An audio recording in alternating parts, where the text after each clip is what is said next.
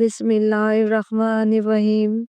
شروع کرتی ہوں میں اللہ کے نام سے جو بڑا مہربان نہایت رحم والا ہے۔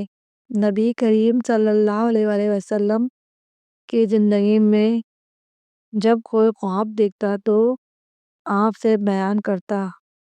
آپ صلی اللہ علیہ وآلہ وسلم تعبیر دیتے۔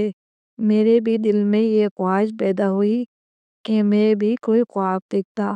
آپ صلی اللہ علیہ وآلہ وسلم سے بیان کرتا۔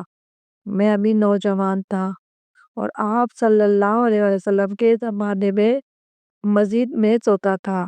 چنانچہ میں نے خواب میں دیکھا کہ دو فرشتے مجھے پکڑ کر دوزخ کی طرف لے گئے۔ میں نے دیکھا کہ دوزخ پر کنویں کی طرح بندش ہے، یعنی اس کنویں کی سی منڈیر بنی ہوئی ہے۔ اس کے دو جانب تھے۔ دوزخ میں بہت سے ایسے لوگ دیکھے جنہیں میں پہچانتا تھا۔ میں کہنے لگا دوزخ سے خدا کی پناہ۔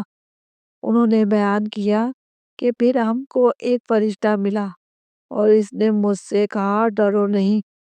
یہ خواب میں نے اپنی بہن حضرت حفصہ رضی اللہ تعالیٰ عنہا کو سنایا اور انہوں نے رسول اللہ صلی اللہ علیہ وسلم کو تعبیر میں آپ صلی اللہ علیہ وسلم نے فرمایا عبداللہ بہت خوب لڑکا ہے، کاش رات میں نماز پڑھا کرتا۔